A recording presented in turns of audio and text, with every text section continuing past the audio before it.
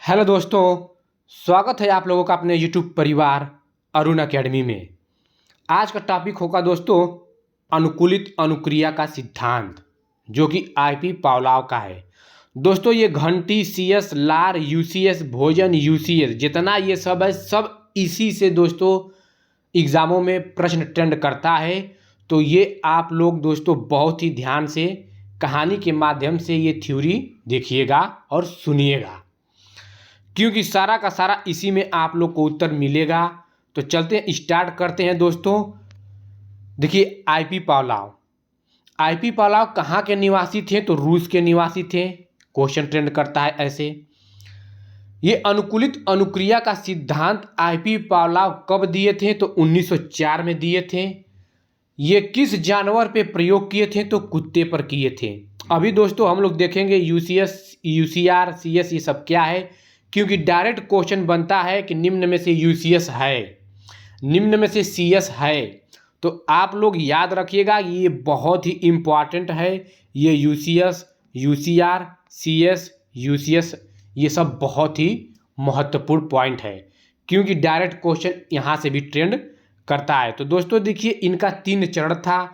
प्रथम चरण, द्वितीय चरण और तृतीय चरण नीचे है, तो हम लोग देखेंगे। उपनाम, अन्य नाम सब कुछ है। तो दोस्तों देखिए, ये कुत्ते पे प्रयोग करते हैं।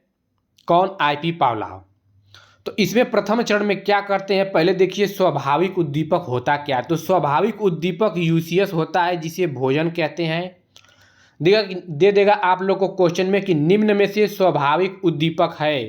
तो आप लोग के ऑप्शन में दोस्तों लार रहेगा, भोजन रहेगा, घंटी रहेगा। तो याद रखिएगा कि स्वाभाविक उद्दीपक या यूसीएस उद्दीपक भी दे सकता है, यूसीएस भी।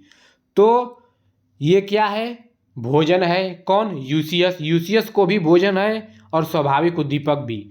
और स्वाभाविक अनुक्रिया दोस्तों लार है, यानी कि लार का आना स्वाभाविक अनुक्रिया है। और यूसीआर क्या है? ये भी लार है। तो इनका नाम याद रखिएगा, बहुत ही महत्वपूर्ण है ये। अस्वाभाविक उद्दीपक क्या है? तो सीएस है, जिसे घंटी कहते हैं। और स्वाभाविक उद्दीपक अभी जस्ट ऊपर बातें, यूसीएस भोजन, और स्वाभाविक अनुक्रिया लार है। नीचे देखिए दोस्तों, अस्वाभाविक उद्दीपक अनुकूलित अनुक्रिया। तो चलते हैं, इनका प्रथम चरण, द्वितीय चरण, तृतीय चरण प्रयोग कुत्ते पे कैसे करते हैं देख लेते हैं। तो देखिए स्वाभाविक उद्दीपक, इन्होंने क्या क्या करते हैं कि एक कुत्ते को दोस्तों बॉक्स में बंद कर देते हैं। देखिए ये कुत्ता है, इसको बॉक्स में बंद कर देते हैं और दोस्तों क्या करते हैं, उसको बांधे रहते हैं। तो स्वाभाविक उद्दीपक यानी जब भोजन उसके सामने लाते हैं, कौन? IP Pavlov. स्वाभाविक उद्दीपक, तो उसके मुंह से लार आता है, वही क्या? यूसीआर है, यानी कि स्वाभाविक अनुक्रिया करता है। जब भोजन उसके सामने लाया जाता है तब वह स्वाभाविक अनुक्रिया करता है, यानी कि यूसीआर, यानी कि लार आता है। तो द्वितीय चरण में क्या करते हैं कि अस्वाभाविक उद्दीपक, जैसे कि पहले तो स्वाभाविक उद्दीपक भोजन था, तो इसी स्वाभाविक उद्दीपक के साथ घंटी बजाते हैं। तो अस्वाभाविक उद्दीपक घंटी है, यानी कि सीएस है, और स्वाभाविक उद्दीपक यूसीएस भोजन है। तो द्वितीय चरण में क्या करते हैं? घंटी के साथ भोजन, यानी कि भोजन के साथ घंटी बजाते हैं। तो तब क्या होता है? इसमें भी लार आता है, यानी कि स्वाभाविक अनुक्रिया करता है। कौन? कुत्ता। तो तृतीय चरण में क्या होता है कि अस्वाभाविक उद्दीपक सिर्फ और सिर्फ घंटी ही बजाते हैं। कौन? IP Pavlov. तो तीसरे इसके बाद भी क्या होता है दोस्तों? सीआर, यानी कि लार आता है। तो यानी कि इससे निकल कर यही आता है इस प्रयोग से कि घंटी, कुत्ता सोचता है कि घंटी जब बजेगा तो भोजन मिलेगा। पहले चरण में तो भाई सिर्फ और सिर्फ भोजन देते हैं, तो लार आता है। दूसरे चरण में क्या करते हैं? भोजन के साथ घंटी बजाते हैं, तब पर भी अनुकूलित अनुक्रिया करता है। तो तीसरी चरण में जब सिर्फ और सिर्फ घंटी बजाते हैं तो कुत्ता समझ जाता है कि हमें भोजन मिलेगा। तो यही प्रयोग निकल कर आया कि लास्ट में अनुकूलित अनुक्रिया ही करता है, घंटी के द्वारा ही बजने से। तो इसीलिए इसके प्रयोग को अनुकूलित अनुक्रिया कहा गया, सीआर थ्योरी कहा गया। तो आई होप दोस्तों इनका प्रयोग प्रथम चरण, द्वितीय चरण, तृतीय चरण समझ में आ गया होगा। तो देखिए अब मैं बता रहा हूं आप लोग को, एसआर थ्योरी किसका था, थॉर्नडाइक महोदय का, हम लोग पढ़ चुके हैं। आरएस थ्योरी किसका है, तो आरएस थ्योरी दोस्तों बीएफ स्किनर का, ये भी पढ़ लिए हैं। दो टॉपिक बहुत ही शानदार तरीके से पढ़े हैं। और ये दोस्तों अनुकूलित अनुक्रिया सिद्धांत को सीआर थ्योरी के नाम से जाना जाता है। तो आई होप दोस्तों SR theory, RS theory, CR theory अब आप लोग में कन्फ्यूजन नहीं होगी। दोस्तों देखिए बहुत ही आसान भाषा में आप लोग को हम समझा रहे हैं। बहुत लोग देखेंगे स्वाभाविक उद्दीपक, स्वाभाविक अनुक्रिया, यूसीएस, सीआर, सीएस में समझ में नहीं आता है। तो हम आसान भाषा में आप लोग को समझाने की कोशिश करते हैं कि आप लोग को जितने आसान भाषा में समझ में आ जाए उतने लिए आप लोग के लिए बहुत ही लाभदायक होगा। तो क्वेश्चन कैसे बनता है, अनुकूलित अनुक्रिया सिद्धांत किसका है, तो आईपी पावलोव का है। ये कहाँ के निवासी हैं, तो रूस के हैं। आईपी पावलोव किस पे अपना प्रयोग करते हैं, तो कुत्ते पर करते हैं। कब सिद्धांत लाए थे, 1904 में। अनुकूलित अनुक्रिया सिद्धांत पे किन्हें नोबेल पुरस्कार मिला था, तो आईपी पावलोव को। अब बताइए दोस्तों क्वेश्चन कहाँ से आपका छूटेगा। और इसमें भी ये देखिए सीएस क्या है, घंटी है। यूसीएस क्या है, भोजन है, स्वाभाविक उद्दीपक। स्वाभाविक अनुक्रिया इसमें क्या, यूसीआर है यानी कि लार को आना। सीएस क्या है, देखिए अस्वाभाविक उद्दीपक। तो अस्वाभाविक उद्दीपक और सीएस ये सब याद रखिएगा, डायरेक्ट क्वेश्चन बनता है। दोस्तों वीडियो के एंड में हम एमसीक्यू 2-3 रखे हैं कि आप लोग को आइडिया लग जाएगा कि कैसे क्वेश्चन बनता है। तो चलते हैं इनका हम उपनाम और अन्य नाम देख लेते हैं।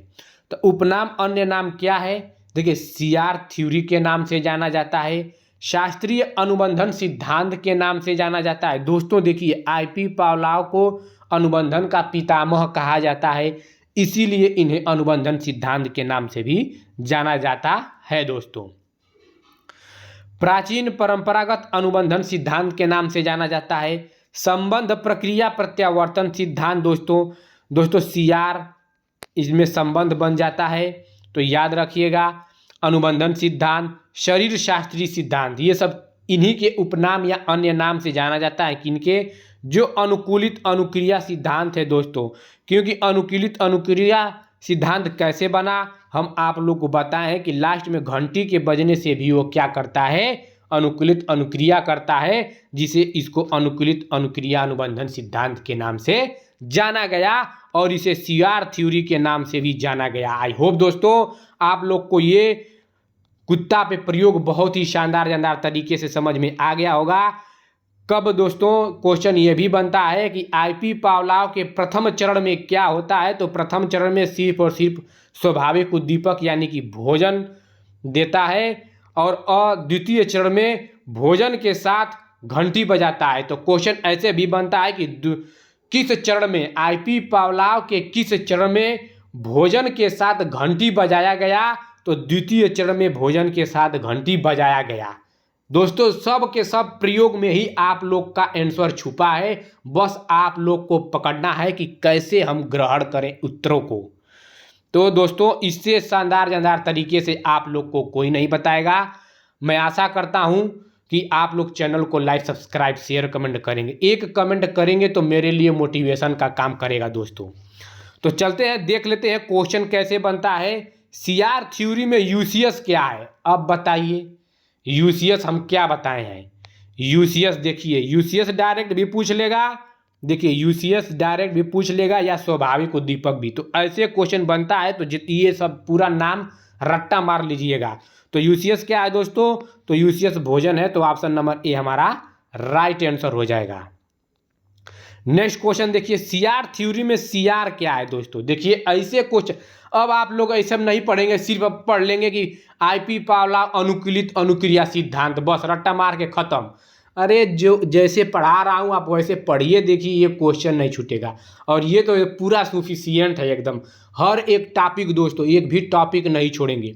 ईवीएस बहुत जल्द पर्यावरण का भी ला रहे हैं, आप प्लेलिस्ट बना देंगे बहुत अच्छी तरह से, पर्यावरण का भी आएगा, हर एक सब्जेक्ट का दोस्तों लाएंगे।